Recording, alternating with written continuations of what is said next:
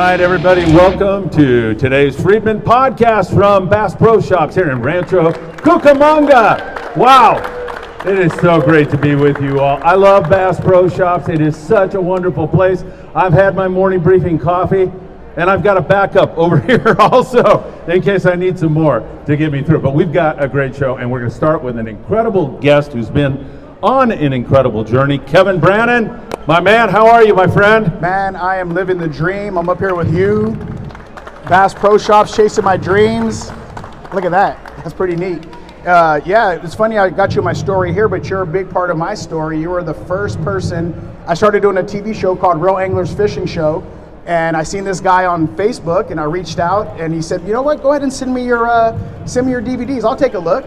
And we had just started taking kids fishing. We were doing Real Anglers Kids Fishing Days at the time before we had our 501c3. But you gave me my first shot, man, and gave me an opportunity to get myself out there and believe what I was working on was possible. And I really, really appreciate that. And man, you have made me beyond proud with all the great work you're doing, especially with kids. It is absolutely fantastic. And it's so important. Like, I can look at these guys. You start pointing out kids to me, and parents that are taking their kids to the great outdoors, and they get it. They understand that your kid consuming TikTok 24/7 is not healthy. Yeah. And getting them outdoors, I thank you all for doing that. You're a big part of that also. Yeah, well, we also like to teach a family clinic style. So when I started my TV fishing show, I started working on sport boats when I was like 11 years old. I snuck onto the dock until they would kick me off every day, and they finally gave me a job as a pinhead, right? And then I would take phone numbers at the Port Hueneme Sport Fishing, and a lot of the people that lived in that area weren't even taking advantage. A lot of the area codes are 818, 661. It wasn't the 805 where I lived at. So when I thought about my concept of getting just regular people fishing, that's why it's called Real Anglers Fishing Show, to Reel Guppies, is just the educational part of people catching that first memory, catching that first fish, man. And whether some people, maybe the kids before, this is even before there was TikTok, right? People are so wrapped up in the everyday rat race of just going to work every day and not spending that time fellowshipping.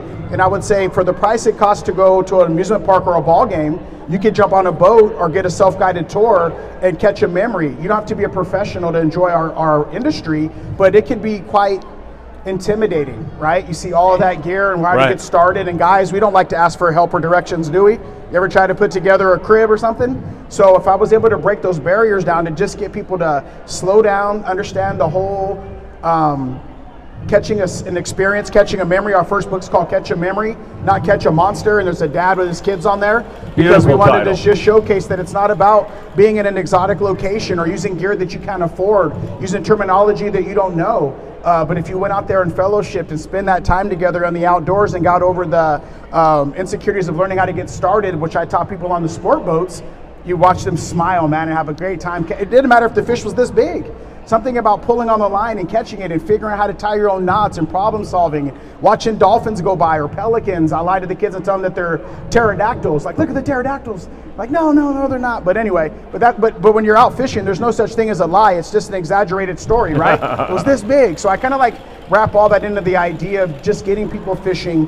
We started taking kids out in my area, man, because I grew up without a dad. You know, my dad unfortunately overdosed when he got out of prison. My brother's dad was a prison dad. So we didn't have anybody to take us out. And in the area that I live in, that's common. So when I would take my kids out fishing, and other kids in our neighborhood would be like, I wish somebody would take me fishing. I remember I used to have to dig in the trash can, get a drop line on Port Hueneme Pier, look for a hook on the floor. If you look for the little mackerel hearts in the cutting tables on the pier, that was the best bait. I would hook a little mackerel heart and drop my drop line, pull it up and catch me a mackerel. And then I'd work my way to the landing, fishing there the same way until I got a job as a pinhead, and the rest is kind of history. So coming from that background, I mean, your dad OD'd and you come from that background, how much credit do you give to the outdoors and fishing for helping you to maintain a healthy lifestyle and stay on the right track of life? Well, I veered, you know. Yeah, sure, we all do. Veer off, you know. Like a big boat on the ocean, sometimes the current will take you, but you got to get back in the direction. But the fishing community is definitely like a fraternity, right? A lot of guys that are down there, that there's a generation of deckhands and pinheads that were those same kids in those areas that found their way fishing. And it was also, my mom knew I was safe on the boat, so she let me go to continuation high school so I could work on boats. She knew that's what I loved doing. I had my own insecurities and problems in school reading, traveling. We lived in a lot of motels, so I would go to different schools. My education stunk, so I would go ditch school and go to the pier. And she let me go to continuation school and work on a sport boat, so that way she knew I was safe. I was putting money in my pocket, she knew I loved what I was doing. The work ethic that I got of, you're 12 or 13 years old working on a boat, but they're teaching you like a man. You got to pull that anchor. Yeah, right. Right. It's funny. So, playing poker at the end of the day, losing all $12 that I made as a pinhead, playing the house game on the valuable lesson, right, about gambling. Right, a little bit. But hey, some days I came home and I tripled it up. But the experiences, man, and the peace of mind that I get, that's why in my brand I teach that. It is therapeutic for some of us to go out there and be on the water and fellowshipping. I do photography. I call it leave your worries behind, because when you're out on the water or you're out in nature, somehow you really leave our memories behind. Yeah. So that's the really image that I want to portray. It helped me. Fishing, it led me to be an educator, right? Look at the kid that couldn't read is writing books, going into schools, educating people, but from a bigger grandstand of thinking of where I came from, the joy that I had of teaching, watching first-time anglers catch that fish, yes, and then the family engagement part, again, not having a family, teaching other, one day I want to have a family. I got kids now, right? And I'm able to fellowship with them the same way, just because I did maybe, that was an opportunity for us to be a family together, something we could do. And then show other kids in our neighborhood the same thing, and just getting other dads or parents that are so busy to slow down for 10 or 15 minutes and take your kid to the pier, And I think you hit on something really important. As parents, I think you want to throw as much stuff at your kids and see what they're good at and see what they like. I know as a young man growing up, I didn't want to read until I found like a sport fishing magazine, right, and then I wanted to read. And as a teacher, I've taught, I don't have a teaching credential because I taught in Catholic schools, and then I spent 3 years in China teaching. I taught in Costa Rica and Mexico for a few years. You've got to look at those students and find some way to make this interesting and fun. Right. And then they become little sponges and they want to soak it all up. So that's what we call them. They're all little sponges, the kids. So when we take them out fishing on the pier and they see other kids, our first guppies, what we call Reel Guppies, I would give my kids a camera and let them film other kids fishing, and we would cut that into the TV show. It was called the Guppy Cam. And that's where we got the name Guppy. But the kids seeing other kids trying it, not having fear, cutting bait, trying to pull a crab net, touching the crabs, touching everything. They were little sponges. And if we pulled back and didn't limit their growth, let them explore, you would see them grow. And then taking that, like you say, that teaching lesson to the TV show or back on the boats where people come out and fish and we're catching rockfish. But I make a joke. I tell them on the boat with the new timers, I said, you'll be a professional before Bob Barker spins the big wheel. That means about 10 o'clock you're going to be a pro, because that's usually when he spins the big wheel. Yeah, right. But just giving them that confidence, right? Letting them know that we're there to help them and watching them put the hook on, baiting it, catching a fish, and that, then by the time they're dropping down their line and get to their first, second, or third backlash, but they're figuring it out. And again, by the end of the day, they're slapping high fives with me, thanking me for showing them that. And then next time, they're having an enjoyable experience, and they're going to come back the next time. They're going to come into Bass Pro and get the gear that they want, some Daiwa gear, right? And I had to plug. But they're going to feel confident to go out there and try the next, maybe go long range fishing they're going to talk about later. But if we could just educate them on the basics, and so our pier fishing days are family engagement educational program days, we call it. Not just we take kids fishing or at-risk youth like myself where I started, but we work with Girl Scouts, Cub Scouts. You've been in this a long time. I'm sure you've worked with different people that all want to try. It could be a different culture. Yes. Maybe fishing just isn't traditionally what your family did. We're not all John Smith descendants, but I live in Ojai. I live by Ojai. I don't ride a horse. That doesn't mean I can't, but I don't know where to get the gear. So that's the same kind of teaching method I use for first-time anglers, family engagement, the whole experience. Single mothers that yeah, don't want to fish or but they can see the value of it for their kids. Exactly, and they'll come up to some of the testimonial. They used to maybe deal with their dad, and they wanted to do it again, but they needed this program to get them started again, because again, it's just something, you hear different stories. I used to do this, I'd love to do it, thank you for showing us how to do it again. So how do kids participate in this? What do they do? Can these kids? Everybody, and I even tell Perfect. people there's a kid in all of us. You don't have to be a kid, if you want to just come out and try to catch a fish with us. We do on the fourth Sunday of every month at the Port Hueneme Pier up in the Channel Islands area. We offer a free kid fishing day, and you just show up. We always have enough fishing poles, and we pull crab nets, our Promar gear, another plug. We pull our crab nets with Promar, and they get a chance to get hands-on, because again, if you just sit there and say, wait for the fish to bite the old day, it does get boring. They are going to go back to TikTok or do something else. So right. We really keep them engaged. And then They get a chance to have the responsibility of an angler. We get to measure the crabs, so they got species identification and know if they catch a big enough fish that they could take it home and eat it. But we do it on the 4th Sunday of every month from 8 to 11:30. If you follow us on Facebook or Instagram, we do a lot of our posting there. We're at the beach, so you can make a full day of it. You can come up and pack a picnic and try it. But the object and the idea is, again, to teach them so that they could start this recreational tradition on their own. Yeah, right. And so is it Reel Guppies on Facebook? Yep. Is that where you want to go? Reel Guppy Outdoors, that's REEL. We keep it real anglers, real guppies, real anglers. We do have some information on our table over here, some flyers, but it's the 4th Sunday. Check us out on YouTube, Real Anglers Fishing Show or Reel Guppy Outdoors. It's Real Anglers is my TV show that started the kid fishing program with the resources I had, and then now it's like under one thing we call Real Angler Network. And I'm glad that you're doing the pure fishing thing, because a little later today, my son Philip is going to be here, and we're going to talk about surf fishing. Yeah. And once you make the investment of getting the rod and reel, it's pretty cheap to do that. And so I know sometimes sport fishing boats can be a little expensive, but man, you can do the pure thing. You don't even need a license.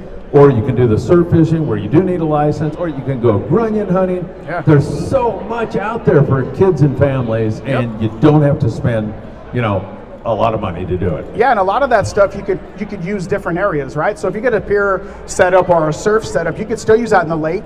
Probably the same similar thing you would use for trout fishing, surf fishing, pier fishing. Even some of these little local ponds where you can go out and do some fishing in a stocked pond, most of that stuff would transfer over, 4 or 6 pound gear, something like that, maybe up to 12. Yeah. But once you get your initial setup, then you can start adding to it, and like you say, it's going to last you a while. Now, when you do want to get into it and maybe you're getting saltwater fishing and freshwater, you might need better components, but just a regular basic combo setup, a couple of our YouTube videos, and you're good to go. And again, like I say, it transfers over. And you have other guys here that are guides and services, and if you don't know where to get started, they will take you out and walk you through that process too for a couple $100, like the old Visa commercial. What does it cost? Some of the stuff is priceless. Go out and live a little bit and experience some stuff, get some dirt under the nails, smell of the worms in the morning, even the smell of the ocean in the morning. There's a lot more to it than all the geeky, nerdy stuff with the fishing gear that you get wrapped up in as the experience. So if you don't know what you're doing and it's still intimidating, then go invest in some good time and get yourself a guide or service, Yeah, you're so right about some of the memories I have. I've been fortunate enough to do a lot of crazy stuff, like take the ball out for tip-off at a Laker game. Seen that? Do all this stuff. But I always go back to remembering times fishing pretty much. Those are the most important things, especially if I say to my kids, those 2 schmucks over there, if I say, hey, kids, come on over and we'll sit on the couch today and we'll talk for 6 hours. And they'll say, no, I don't think so. But if I say, hey, let's go fishing, well, inevitably we end up talking for 6 hours. So it brings you together. Yeah, it's that bonding, the fellowshipping part, just to give you credit, man, following in your footsteps, when I seen your stuff, you doing that. But that's what it comes to when it comes to being a servant, man. You're a servant and an educator. So you didn't get to the Laker game because you fish. You got to the Laker game because you were a servant. You were helping your community. And those are the kind of things that I see that make me continue to do what I want to do. So I'm going to give you a little bit of credit. You're giving me a really big head. It's okay. Now. Calm down. I don't want to get... So again, if you guys are out there and you think about doing something like servancy work, man, in a way that you could be impactful in your backyard and help out in areas like I did, I just want to throw that to our audience, because there might be something that you're good at to be impactful that you could help be a servant, and you'll see where to take you, man. You're on the stage with the guy that gave you the first time out, and it's all just because of seeing the things that you did previously. You're too kind to me. That's fine, but again, this little kid might hear it next, or that kid, or somebody else in the audience, and I feel like if I don't say it, just to get it out there, you never know what seeds we could plant. All right, I'll give you that 20 at the end of the show that I owe you for that. And this guy right here, I don't know if you recognize him, and he doesn't even know I'm pointing at him right now. I'm pointing at Captain Danny Cadota, and Danny has done it all in fishing. But I'll tell you, just shake your head, yes or no, Danny, am I right? Just say yeah. He takes his granddaughter fishing. That's the most important thing he does. Yeah, so there it is. That's it, man. And he's got a freaking 20-pound bass over here that you can come over and see. And that doesn't mean anything to him in terms of those moments he spends with his granddaughter. You're on the right track. Yeah, it's the memories, man, and that's why we try to incorporate. I work at Channel Island Sport Fishing. I still cook because the nonprofit doesn't pay all my bills yet. Right. Or the fishing show. So I cook on a boat 2 days a week, and I never lose the excitement of teaching people to fish the first time or catching that first time memory, because I know when you get on a boat, you could be intimidated. Here's my rod, here's my bag of sinkers I bought. I don't know what I'm doing. And if it's your day off and you're coming out for an experience the first time, all the party boats for the most part, or those guides, are going to be that same way, because that's what I was taught, right? You talked about the fraternity of how we teach people to come back out. It's our livelihood and want to make that. So again, if you are a little intimidated or shy, how do I get on a boat? Do I start in the morning on a late boat? They'll answer those questions for you, you know? Don't let it overwhelm you. Again, a captain like this probably loves, besides his granddaughters, just seeing other people experience it and walking through the process to make sure that you don't just hook yourself a couple of times, but you're probably gonna once or twice, but that's learning. Yeah, but how to overcome that, overcome the problem solving of fishing, have a great time, and then come back and do that again and again. 100%. You know, I've watched your progress. I remember when you first reached out to me and you were in your infancy, and now you have become this person in the industry who I'm very, very proud to know and very proud to call a friend. And man, you've done such a great job, Kevin. Way to go. And I think part of the reason why you have is because you've been on a little bit of a rough journey yourself. I have too.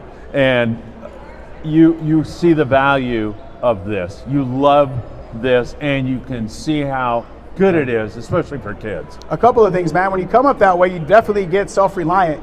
You figure out how to figure things out, just like fishing. And number two, I found my passion, man, through servant work, right? Sure, I do a TV show, but when you combine those things together of, you know, the work that you love to do and the passion, whatever it is, that you're not going to give up or quit. You're going to, again, like fishing, you're going to come over a couple of hurdles, you're going to lose a couple lures. I always try to tie in my metaphors, but you know, you're going to find those things and then you're going to overcome them. And that's part of fishing. You figure out what works, what doesn't work. Something that worked once might work again later, your old favorites, and then that's how you kind of keep climbing. That's helped me stay in this game so long, is the passion that I have, the fun, and again, and seeing other people enjoying the same thing that I love doing, you know? Absolutely. Hey, if anybody out there has a question, raise your hand and you can come up a little bit closer so us old guys can actually hear you. I'm going to ask you, do you have a website, and how can people get in touch with you? So we have and you've got a little booth over here so folks can come visit you also, right? Yep, so one of our websites is Reel Guppy Outdoors and Reel Anglers Fishing Show. They're both spelled R-E-E-L. We do have our new flyer here, and it's like a little smart TV on the back, so you can hit all of our channels. We do a podcast, you just zap it, and it'll take you to our website, and you can check out our videos, or you can see about the Reel Guppy Outdoor program, a quick community Kev video. It's about a 1-minute video of all the stuff that I do.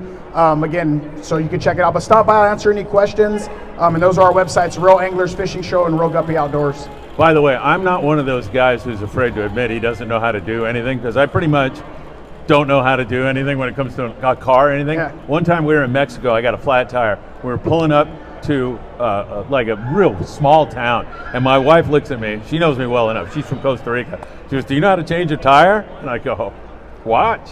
We pull in, got the flat tire. I walk out, walk to the back of the car. A guy's going by on a motorcycle, and I go, "Hey, senor."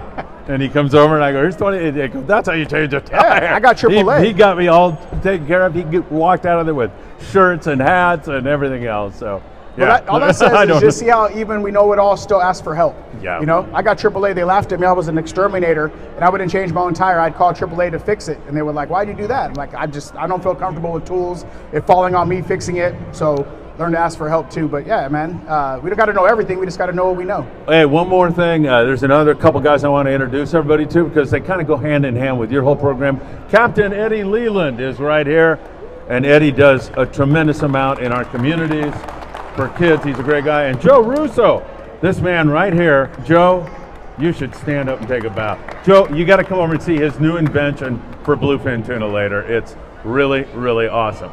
Couple kids out here. This guy, Michael Limon, the executive producer. Man, is there anything you like more than fishing, Michael, other than doing homework? Probably that's number one, right? Yeah.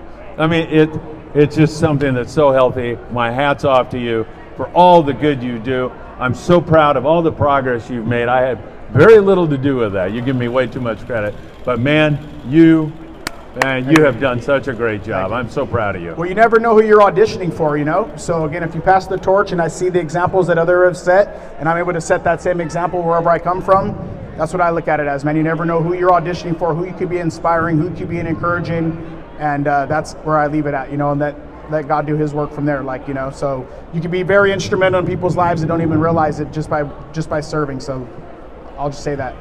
Kevin Brannon, everybody. Thank you, Kevin. Thank you. Make sure you visit him at the end of this, and thank you so very much, my friend. We got to take a group photo. Do that. Groupie. Here, you got to come on this side, Phil. Oh, me? Yeah, All right. everybody. We're going to take a groupie. Hey, okay? if I trip and fall, make sure you get a video so I can put it on TikTok. All right, everybody, smile back there. All right. And just to say, this is a dream come true. I used to sneak in here before I had these books, and I'd hand them out, and I put them in the kids section, and I'd tell my kids, one day we're going to be here. So this is like a dream come true. I really would hide them in here and be like, one day we're going to be in here. And the next year, hopefully, we'll have our Guppy Ranger program over there. So again, if you got dreams and passions, go after them, okay? Never give up. Give me a hug, buddy. Good job. Congratulations, man. Good job. Thank you. Great job. Uh-oh, here comes our technician now, my son Philip, everybody. How does this work? Just give me the mic. Yeah.